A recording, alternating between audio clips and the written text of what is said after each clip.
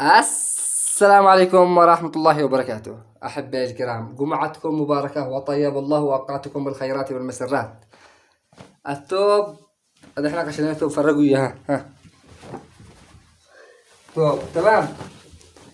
ثوب هذا اللي له ب81,000، لأنه بعضهم قالوا ضروري يكون معك ثوب، ضروري يكون معك جنبية، مدري مو. عاد احنا يا الله ما افتتحنا قناة، عدو الله الحاصل. أما الثوب الله صبتنا 81,000 أمس هلاك، شي يجي بعده جنبية ويجي بعده كل شيء.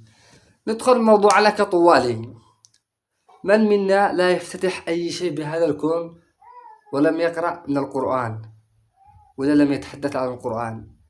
من حين ما خلقنا وإحنا ندخل المدرسة ضروري أول ما نبدأ الإذاعة ونبدأ كل شيء ضروري مع القرآن الكريم أول فاتحة كل شيء.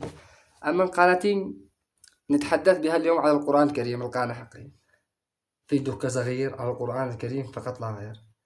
القرآن الكريم أنزله الله على يد جبريل عليه السلام، فأصبح جبريل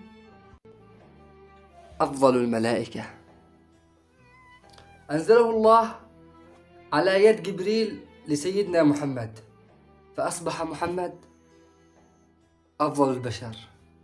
أنزله الله على أمة سيدنا محمد، فأصبحت أمة سيدنا محمد أفضل الأمم. أنزله الله في شهر رمضان، فأصبح شهر رمضان من أفضل الشهور. أنزله الله في ليلة القدر، فأصبحت ليلة القدر أفضل الليالي. من منا يمر اليوم ولم يقرأ آية من سورة القرآن الكريم، آية واحدة؟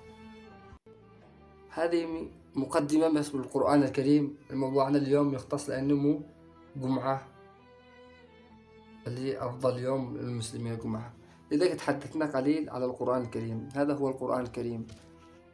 إن شاء الله أن ربي يجعل القرآن شفيع لقلوبنا وصدورنا.